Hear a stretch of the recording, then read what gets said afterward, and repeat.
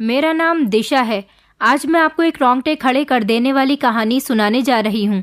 मेरे साथ कुछ ऐसा हुआ जिसे सुनकर आपके पैरों तले से ज़मीन निकल जाएगी। मैं एक मिडिल क्लास फैमिली से बिलोंग करती हूँ। मेरी शादी मेरे माँ बाप ने बहुत इज्जत के साथ की थी। शादी के शुरू के दिनों में ही मेरी सास मुझसे कहने लगी कि दिशा, आज खाना तुम बना लेना। और फिर जब वापस मैं अपने कमरे में गई तो मेरे पति ने भी यही कहा कि आज खाना तुम बना देना। दोनों के मुंह से एक ही बात सुनकर मैं चिढ़ गई थी, मगर मैंने इस बात को जाहिर नहीं होने दिया कि मुझे गुस्सा आ गया है। मेरे ससुराल में मेरे सास ससुर के अलावा मेरी जेठानी और मेरे पति रहते थे। मेरे जेठ दूसरे शहर में काम किया करते थे और मेरी जेठानी घर में ही रहती थी। मेरी शादी से पहले यहाँ पर जेठानी ही खाना बनाया करती थी। मेरी जेठानी का नाम भावना था। उनकी शादी को काफ़ी साल हो चुके थे, लेकिन अभी तक उनके पास कोई औलाद नहीं थी। मैंने अपने पति से कहा कि यहाँ का खाना तो भाभी बनाती हैं, उन्हें सबकी पसंद के बारे में अच्छी तरह से पता है, फिर मैं आप लोगों की पसंद का खाना कैसे बना सकती हूँ। मैंने बहुत तसल्ली और प्यार के साथ अपने पति से ये बात कही थी, मगर मेरे पति ने इस बात को सुना ही नहीं। मेरे पति का नाम रजत था। उनका मूड देखकर ऐसा लगता था जैसे वो काफ़ी खामोश से रहते हैं। मैंने हिम्मत करके अपने पति से फिर से एक बार यही बात कही और कहा कि रजत, आपने मेरी बात का कोई जवाब नहीं दिया, कम से कम मेरी बात का जवाब तो दे दो। इस बात पर वो गुस्से से मेरी तरफ देखते हुए एकदम सीधे हो गए और गुस्से में कहने लगे कि जब मैंने तुमसे कह दिया कि आज खाना तुम बनाओगी तो बार बार एक ही बात को क्यों दोहराए जा रही हो। चुपचाप यहाँ से चली जाओ। तुमसे शादी करने पर मैं पहले ही बहुत पछता रहा हूँ। रजत मुझसे बहुत गुस्से में बात कर रहे थे। मैं कुछ भी किए बिना ही कमरे से चली गई और किचन में जाकर काम में लग गई। पूरा किचन उलट पुलट पड़ा हुआ था। ऐसा लग रहा था जैसे वहाँ पर खाना नहीं बनेगा। मैंने दाल पकाने के लिए चूल्हे पर रख दी और रोटियां बनाने लगी। साथ साथ मेरी आंखों से आंसू भी निकल रहे थे। कितना अरमान था मुझसे शादी करने का, मगर शादी करने के बाद मेरी किस्मत ऐसी निकलेगी मुझे नहीं पता था। मेरे माँ बाप ने मेरे साथ बड़ा जुल्म किया जो मुझ जैसी पढ़ी लिखी लड़की की शादी एक ऐसे परिवार में कर दी। मेरे पति ज़्यादा पढ़े लिखे नहीं थे, बस मामूली सी नौकरी करते थे। तब भी मेरे माता पिता ने मुझ जैसी पढ़ी लिखी को ऐसे अनपढ़ आदमी के हवाले कर दिया था। इससे अच्छा तो वो पड़ोस वाला लड़का था जिसने अपने लिए मेरा रिश्ता भेजा था, लेकिन मैंने उसे रिजेक्ट करके अपने माता पिता से उसके रिश्ते से इनकार कर दिया था। मेरी नाक पर अकड़ बैठी हुई थी और वो बेचारा रो रो कर अपनी फीलिंग्स मेरे सामने जाहिर कर रहा था। खाना बनाते हुए मुझे काफ़ी टाइम लग गया था क्योंकि मैं डर डर कर सब कुछ बना रही थी। अभी तक मैंने अपनी ससुराल में खाना नहीं बनाया था। अभी मेरी शादी हुई सिर्फ 4 दिन ही तो हुए थे। अभी तो मैं नई नई दुल्हन थी। खाना बनाकर जैसे ही मैं बाहर निकली तो मैं जेठानी को ढूंढने लगी, लेकिन पूरे घर में वो मुझे कहीं पर भी दिखाई नहीं दे रही थी। पता नहीं कौन से बिल में छुपी बैठी हैं। मुझे अपनी जेठानी पर बहुत गुस्सा आता था। वो मुझ पर मेरी सास की तरह रौब दिखाती थी। न जाने वो अपने पति के साथ ही क्यों नहीं रहती थी। सारी जिंदगी मुझे इस औरत को अपने घर में बर्दाश्त करना पड़ेगा। पति तो दूसरे शहर में रहता है, लेकिन खुद यहाँ पर न जाने क्यों रहती है। ऊपर से इसके हिस्से के काम भी मुझे ही करने पड़ेंगे। अभी मैं अपनी जेठानी के बारे में ऐसा सोच ही रही थी जब बाहर का दरवाज़ा खुला और मेरी जेठानी हाथों में शॉपिंग बैग लेकर मुस्कुराती हुई घर के अंदर दाखिल हुई। मेरे लिए बहुत हैरत की बात थी क्योंकि मैंने अपनी जेठानी को जब से मैं आई थी अभी तक मुस्कुराते हुए नहीं देखा था, लेकिन अब तो वो मुस्कुराती हुई नजर आ रही थी, वरना तो वो हर टाइम उसकी शक्ल गुस्से से भरी रहती थी। जब वो मेरे पास आई तो मैंने उनकी तरफ देखते हुए उनसे पूछा, भाभी सब ठीक तो है? आप बहुत खुश नजर आ रही हो, आखिर किस बात पर इतना मुस्कुरा रही हो? वो मेरी तरफ देखकर मुस्कुराने लगी और कहने लगी कि हाँ दिशा, खुश तो मैं बहुत हूँ। चलो आओ, पहले मैं तुम्हें अपनी शॉपिंग दिखाऊं, फिर कुछ और बातें करेंगे। आखिर अब ये जो भी खिचड़ी पक रही थी, इसे चखने के लिए मुझे अपनी जेठानी के साथ जाना पड़ा। कुछ ही देर में हम दोनों जेठानी के कमरे में बैठ गए थे। वो मुझे अपनी शॉपिंग का सामान दिखा रही थी। जैसी मेरी जेठानी की शक्ल थी उस हिसाब से तो ऐसा नहीं लगता था कि उनकी पसंद अच्छी होगी, लेकिन जब उन्होंने मुझे अपना सामान दिखाया तो उनकी पसंद बिल्कुल ही अलग थी, बल्कि बहुत अच्छी और शानदार पसंद थी, जो कि शॉपिंग की एक चीज़ से साफ नज़र आ रही थी। मैंने अपनी जेठानी से पूछा, पहले आप मुझे अपने खुश होने की वजह बताइए, क्योंकि जिस दिन से मैं शादी करके आई हूँ उस दिन से मैंने अभी तक आपको इतना खुश नहीं देखा जितना आप मुझे अब लग रही हो। इस बात पर मेरी जेठानी कहने लगी कि हाँ दिशा, जब दिल ही मर जाए तो कहाँ ये सब कुछ अच्छा लगता है। बस ये सब कुछ मेरे देवर की मेहनत का नतीजा है। बस 2-3 दिन बाद मैं अपने पति के पास जा रही हूँ। मेरे पति अकेले ही मुझे छोड़कर चले गए थे। अब उन्होंने मुझे खुद ही अपने पास बुलाया है। वो मेरी शक्ल तक देखना गवारा नहीं करते थे। कल उन्होंने मुझे फ़ोन किया और मुझसे माफ़ी मांग रहे थे। कह रहे थे कि मैं तुम्हारे बिना नहीं जी पा रहा, अब मुझे तुम्हारी बहुत ज़रूरत है। और फिर मुझे रजत ने भी कह दिया है कि भाभी, आपको भैया के बिना नहीं रहना चाहिए, आपको उनके पास चले जाना चाहिए। फिर मैंने अपनी जेठानी से पूछा कि भाभी, आपके बच्चे अभी तक क्यों नहीं हुए? क्योंकि उनके पति और उनके बीच बच्चे ना होने पर ही झगड़ा रहता था। मेरी जेठानी के बच्चे नहीं थे। उनकी शादी के 10 साल के बाद भी कोई औलाद नहीं हुई थी, तो इसलिए उनके पति उन्हें यहाँ अकेला छोड़कर दूसरे शहर नौकरी करने के लिए चले गए थे। मुझे तो लगता था कि भाभी सारी उम्र अपने पति के बिना ही यहाँ पर गुजारेंगी, जबकि मेरी सास ने कभी उनको इस बात का ताना नहीं दिया था। आखिरकार मेरी जेठानी को मेरी सास बहुत प्यार से ब्याह कर जो लाई थी। मेरी सास ने अपने बेटे का रिश्ता बचपन में ही तय कर दिया था। मेरी जेठानी मेरी सास की सहेली की बेटी थी और वो अपने माता पिता की इकलौती औलाद थी। उनके माता पिता भी काफ़ी सालों पहले गुजर चुके थे, इसलिए इस दुनिया में उनका ससुराल वालों के अलावा कोई नहीं था। न जाने क्यों मुझे अपनी जेठानी से बहुत चिढ़ होती थी, लेकिन अब उनकी ये बात सुनकर मुझे सुकून मिल गया था, क्योंकि अब वो अपने पति के पास जाने वाली थी और अब इस घर में सिर्फ मेरा राज ही चलने वाला था। इस बात ने मुझे अंदर तक खुश कर दिया था। मैंने खुश होकर अपनी जेठानी को बधाइयाँ दी और जैसे ही अपने कमरे से बाहर जाने लगी, तभी मेरी जेठानी ने मुझे रोक लिया और एक लाल रंग की बहुत ही प्यारी सी साड़ी मुझे गिफ्ट करने लगी। मैंने उनसे बहुत मना किया, मगर वो जिद कर रही थी, तो इसीलिए मुझे वो साड़ी लेनी पड़ी। मगर सच कहूँ तो मेरा उस साड़ी पर बहुत दिल आया हुआ था, क्योंकि वो रेड कलर की साड़ी बहुत ज़्यादा प्यारी लग रही थी। 1-2 दिन के बाद मेरे पति ने मेरी जेठानी को रेलवे स्टेशन तक छोड़ दिया। उसके बाद वो अपने पति के पास चली गई। उनके जाने के बाद घर में मैं, मेरे पति और मेरे सास ससुर ही बचे थे।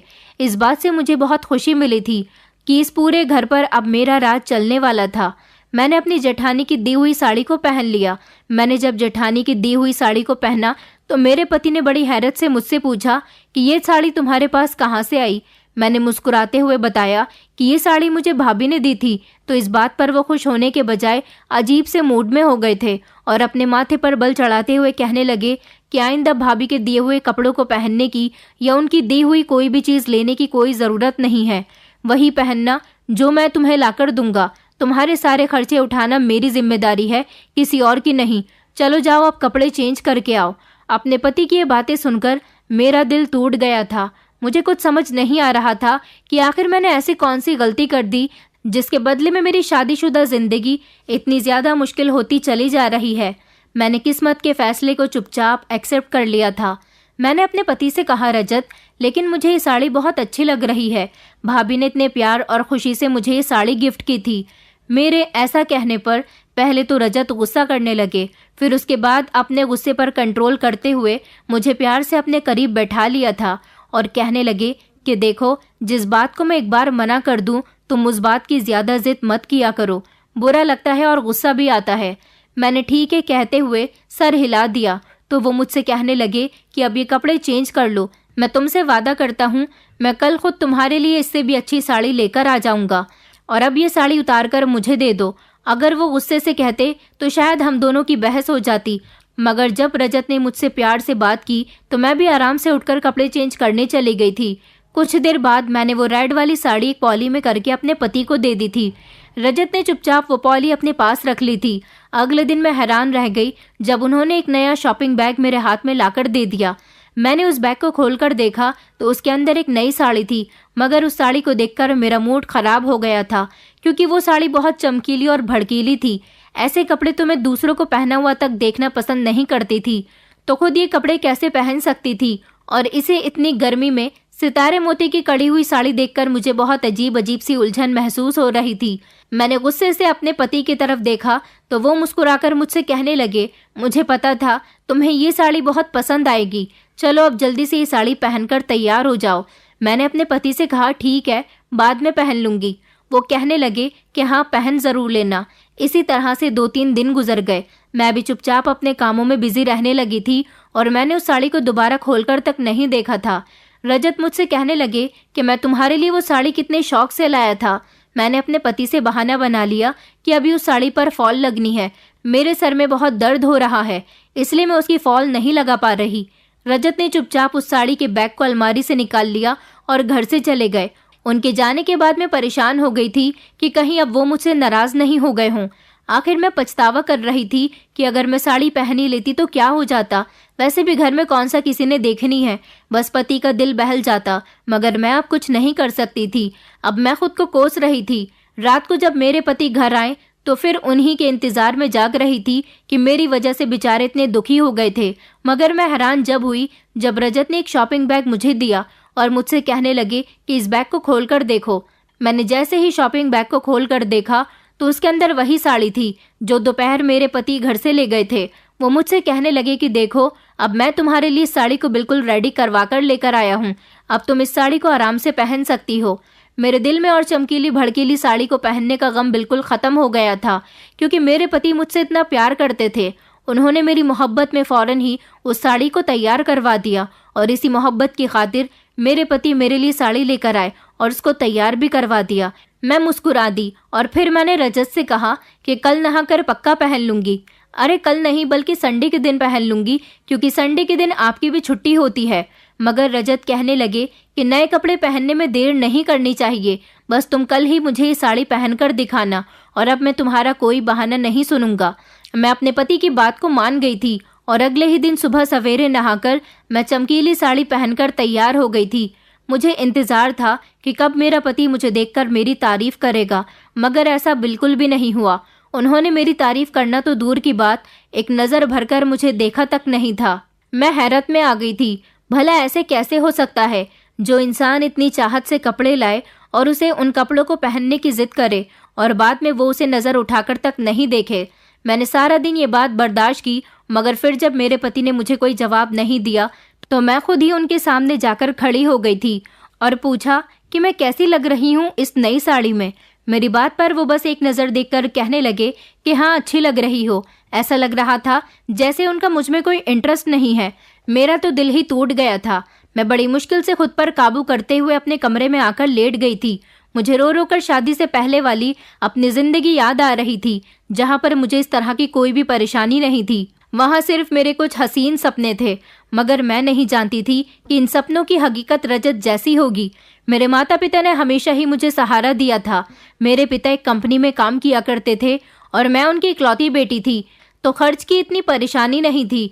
मेरे पिता की आमदनी भी बहुत अच्छी थी, तो इसीलिए मेरे पिताजी ने हमेशा ही मुझे इंग्लिश मीडियम स्कूल में पढ़ाया था। अगर मैं उन्हें कहती कि मुझे किसी दूसरे स्कूल में एडमिशन करवा दो तो वो दोनों फौरन ही मेरी बात मान जाते थे। अच्छे स्कूल में पढ़ने के बाद उन्होंने मुझे अच्छे कॉलेज में भी एडमिशन दिलवाया था और फिर बाद में अच्छी यूनिवर्सिटी में मैंने फैशन डिज़ाइनिंग का कोर्स किया हुआ था, तो इसीलिए मुझे दुनिया के हर फैशन का एक्सपीरियंस अच्छी तरह से था। मैं अगर साड़ी भी पहनती थी तो बहुत स्टाइल के साथ पहनती थी, मगर मैंने कभी हद से बढ़कर फैशन नहीं किया था। वहीं मेरी यूनिवर्सिटी में एक लड़का मुझे बहुत पसंद करता था। वो मेरे पड़ोस में ही रहता था और मेरी ही यूनिवर्सिटी में पढ़ाई करता था। मैं उसे बिल्कुल पसंद नहीं करती थी, लेकिन वो बेचारा हमेशा अपने प्यार का इजहार करता रहता था। मैं उसके सामने हमेशा नखरे दिखाती रहती थी। उसने मुझे कई बार प्रपोज किया, मगर मैं हमेशा ही उसे डांट दिया करती थी। यहाँ तक कि उस लड़के ने मेरे लिए रिश्ता भी भेजा था। जब उसने मेरे लिए रिश्ता भेजा था तो मुझे इस बात का पूरा यकीन था कि मेरे पिता इस रिश्ते के लिए फौरन ही मान जाएंगे। मेरे पिता ने उस लड़की के रिश्ते पर ज्यादा ध्यान ही नहीं दिया था और ना ही मुझसे उसके बारे में कुछ पूछा था। मैं बहुत बेचैन हो रही थी कि मेरे पिता ने क्यों अभी तक कोई जवाब नहीं दिया। फिर बाद में मैंने उनसे खुद ही पूछ लिया था कि पड़ोस में रहने वाले शर्मा अंकल का बेटा, उसने मेरे लिए रिश्ता भेजा था। फिर क्या सोचा आपने उसके बारे में? मेरे पिता ने मुझे ऐसी नज़र से देखा कि मुझे शर्मिंदगी होने लगी और मुझसे कहने लगे कि क्या तुम्हारे कहने पर उस लड़के ने रिश्ता घर भेजा था? पिताजी की इस एक बात ने मुझे अंदर से घायल कर दिया था। ऐसा कुछ नहीं था, लेकिन मेरे माता पिता मुझे गलत समझ रहे थे। इस बात में मेरे माता पिता के सामने मेरी इमेज खराब कर दी थी। मैंने इनकार कर दिया और कहा कि नहीं पिताजी, मुझे उससे ऐसी कोई उम्मीद नहीं थी। वो मुझसे शादी करना चाहता है, वो ऐसा कह रहा था, तो बस मैंने उससे कह दिया कि अगर हिम्मत है तो मेरे घर रिश्ता भेज कर दिखाओ। इसलिए उसने हमारे घर रिश्ता भेज दिया। ये बात सुनकर मेरे पिताजी के चेहरे के एक्सप्रेशन बदल गए थे। मेरे पिताजी ने मेरे सर पर प्यार से हाथ रखा और कहने लगे कि मुझे पता था मेरी बेटी कभी भी ऐसा नहीं कर सकती। वो तो अपने माँ बाप की इज्जत का हमेशा ख्याल रखती है। चलो जवाब दे देंगे। जो भी हुआ फिलहाल मुझे सोचने के लिए टाइम चाहिए। मैं खामोशी से वहां से उठकर आ गई थी, मगर मेरे दिल में यही ख्याल चल रहा था कि वो बेचारा मेरे लिए कितनी मशक्कत कर रहा है। अब अगर मेरे माता पिता मान जाएंगे तो मैं उससे शादी कर लूँगी। भले ही मैं उसे पसंद नहीं करती थी, लेकिन मुझे उसकी ये हिम्मत बहुत पसंद आई थी कि उसने मेरे एक बार के चैलेंज देने पर ही मेरे घर रिश्ता भेज दिया था। इसका मतलब वो मेरे लिए कुछ भी कर सकता था। अगले दिन उस लड़के ने मुझे बताया कि तुम्हारे पेरेंट्स हम दोनों की शादी के लिए राजी होते हुए लग रहे हैं। देख लेना, वो दोनों जल्दी हमारी शादी के लिए मान जाएंगे। मैं तो वैसे भी अपनी पढ़ाई में बिजी थी, इसलिए मुझे उस पर कम ही ध्यान देना पड़ रहा था। एक दिन वो मेरे पास आया और मुझसे कहने लगा, क्या हुआ, तुम्हारे पेरेंट्स ने हमारे रिश्ते के बारे में क्या सोचा? मैंने उसे उलझन में डाल दिया और कहा कि देखो, अब तुम्हारी किस्मत शायद चमक ही जाए। ये सुनते ही वो बहुत खुश हो गया था और खूब जोर जोर से हंसने लगा और मैं शर्माती हुई उसके पास से चली गई थी। वो पूरा दिन मेरा बहुत अच्छा गुजरा था, मगर जब घर पहुंची तो मेरी सारी खुशी बेकार रह गई थी। मेरी माँ ने मुझे बताया कि मेरे पिता अपने दोस्त के घर गए हुए हैं, जबकि मैं चाहती थी कि मेरे पिताजी जल्द से जल्द उस रिश्ते के लिए हाँ कर दें। पिताजी शाम के टाइम जब अपने दोस्त के घर से वापस आए तो वापसी पर उनके साथ एक और आदमी और उनका बेटा भी था। पिताजी ने हम दोनों माँ बेटी को उनसे मिलवाने के बाद माँ से कुछ अकेले में बात करने के लिए चले गए। मैंने देखा कि मेरी माँ और पिताजी आपस में कुछ बातें कर रहे थे, लेकिन मेरी माँ इनकार करते हुए बार बार अपना सर हिलाए जा रही थी, जैसे वो किसी बात के लिए मना कर रही हो। और कुछ देर के बाद जब उन दोनों की बात पूरी हो गई तो मेरे पिताजी ने मुझे अकेले में बात करने के लिए बुलाया और मुझसे पूछा कि दिशा बेटी, अगर मैं तुम्हारी जिंदगी का कोई फैसला करूंगा तो वो तुम्हें स्वीकार करना पड़ेगा। इस बात पर मेरा दिल जोर जोर से धड़कने लगा था। न जाने मेरे पिताजी मेरी जिंदगी का ऐसा कौन सा अहम फैसला करने जा रहे थे। अगर मुझे पता होता कि वो फैसला रजत के साथ शादी की हालत में मेरे सामने आ जाएगा तो मैं कभी भी इस शादी के लिए राजी न होती। वैसे भी शुरू शुरू में तो सब अच्छे ही होते हैं, शादी के बाद ही पता चलता है कि कौन कैसा होता है। उस टाइम मुझे अंदाजा नहीं था कि मैं फैशनेबल और पढ़ी लिखी होने के बावजूद भी मैं अपने माता पिता को इनकार कर सकती थी। मैंने उस टाइम अपने पिता की बात मान ली थी और अपने पिता के फैसले को मंजूरी दे दी थी। जब मुझे एक और झटका लगा कि जब मेरे पिता ने मुझे बताया कि तुम्हारी शादी 1 घंटे बाद ही मंदिर में हो रही है।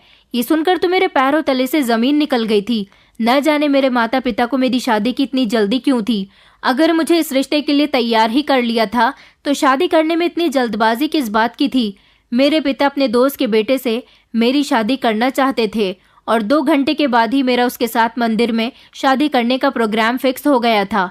मैंने अपनी इस जल्दबाजी की शादी पर एक्शन उठाना चाहा, लेकिन मेरे कुछ भी कहने का मेरे पिता पर कोई असर नहीं हुआ। जबकि मेरी माँ मेरी बात को समझ रही थी, मगर वो बेचारी मुझे तसल्ली देने के अलावा और कुछ नहीं कर सकती थी।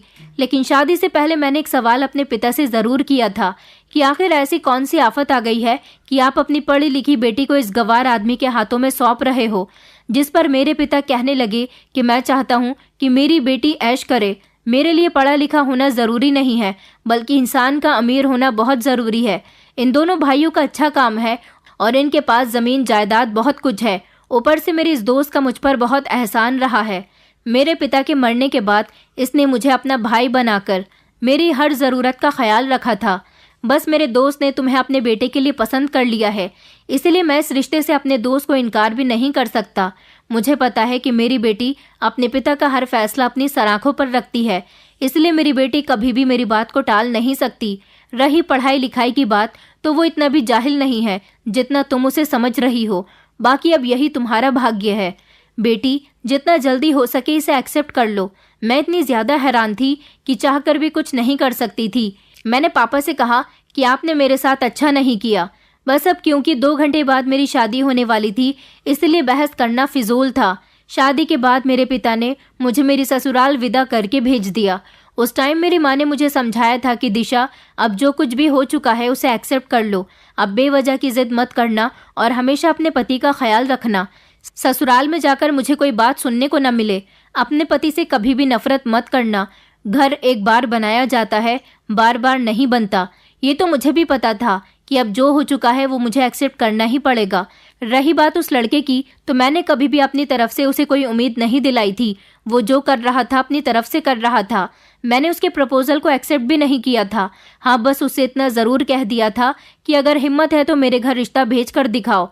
क्योंकि मेरे पास ये फालतू बातों का टाइम नहीं था कि मैं उससे फ़ोन पर बातें करूं और कभी कभी मिलने जाया करूं। मुझे लगा था कि उस लड़के की तरह मेरा पति हमेशा मेरी कदर करेगा। ये सब मेरे लिए जितना आसान लग रहा था उतना ही मुश्किल था। मेरा पति मुझे शादी करके अपने घर ज़रूर ले आया था, लेकिन वो बहुत ही एहसान फरामोश था। सारा दिन अपने कामों में बिजी रहता था और अगर कोई काम की बात होती तो कर लिया करता था। मेरी सास तो अच्छी औरत थी, वो मेरा बहुत ख्याल रखती थी और अक्सर रजत को भी डांट देती थी कि तुम अपनी पत्नी को बाहर घुमाने नहीं लेकर जाते, उससे बातें नहीं करते। और सास के अलावा घर में जेठानी भी थी, वो भी बस मेरे साथ ठीक ठाक ही थी। मतलब ससुराल तो मुझे अच्छा मिला था, मगर पति ऐसा मिला था जिसके पास हर काम के लिए टाइम होता था, उसके पास सिर्फ मेरे लिए ही टाइम नहीं होता था।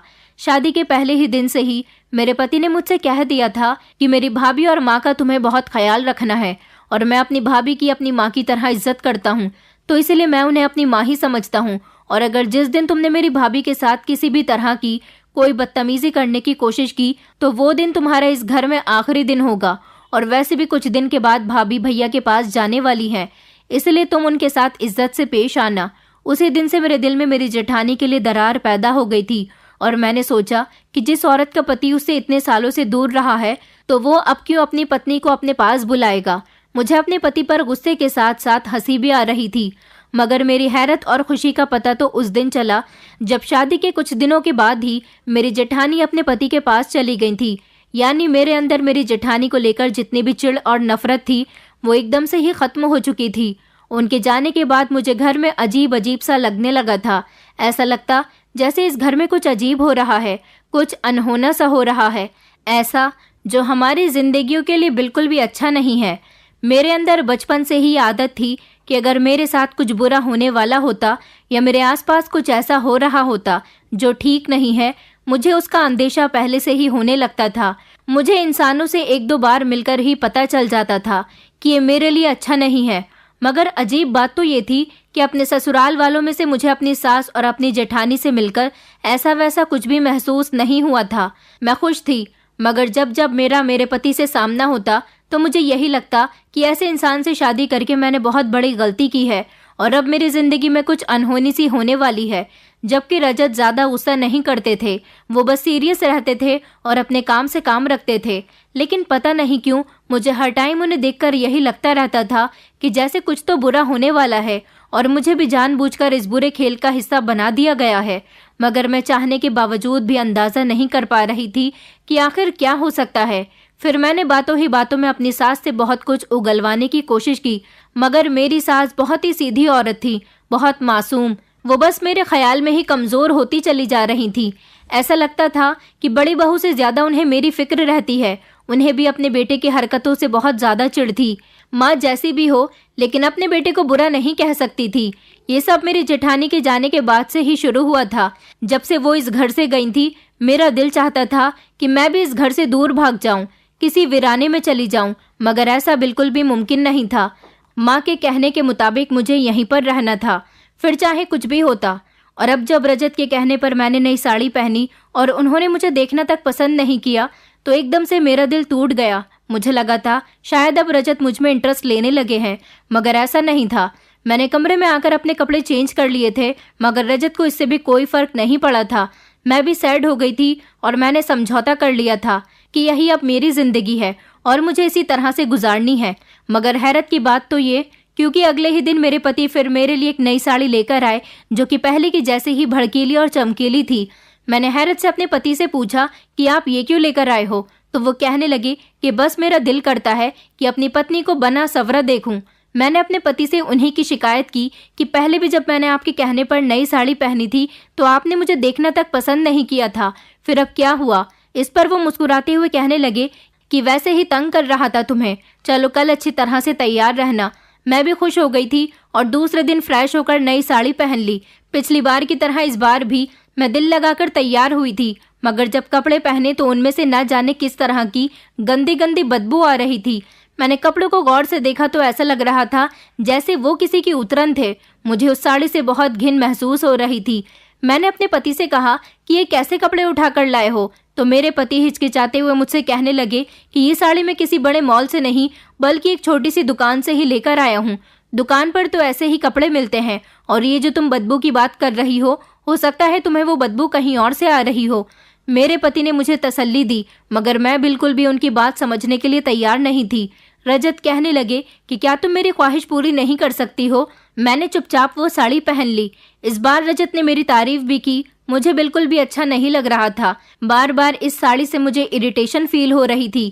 अब हर संडे मेरा पति ऐसा ही करने लगा था।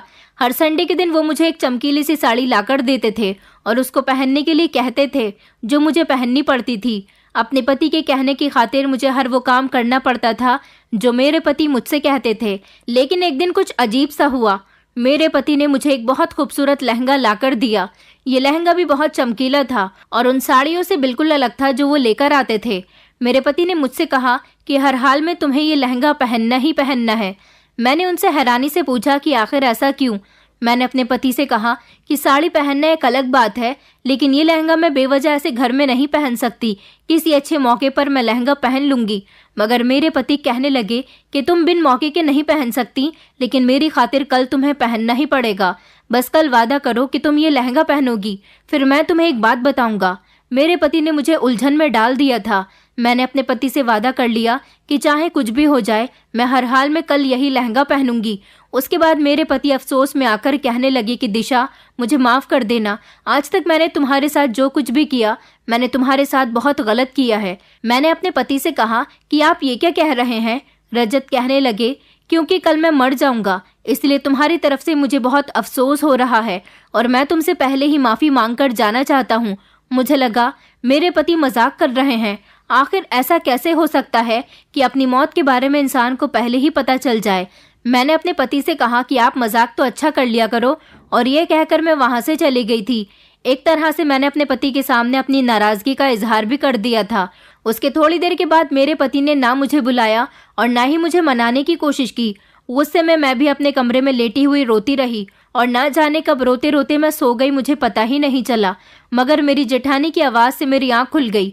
मैंने देखा कि मेरी जेठानी और मेरी नंद आपस में खड़ी हुई गले मिलकर खूब जोर जोर से रो रही हैं। और जब मैंने अपने पति की तरफ देखा तो वो न जाने रात के किस टाइम पर इस दुनिया को छोड़कर चले जा चुके थे। ये देखकर मेरे पैरों तले से ज़मीन निकल गई थी और मैं खुद पर काबू नहीं रख पाई। बेशक मुझे अपने पति से मोहब्बत नहीं थी, मगर वो मेरे पति थे, मेरे हमसफ़र थे, जिनके घर में मुझे सहारा मिला था।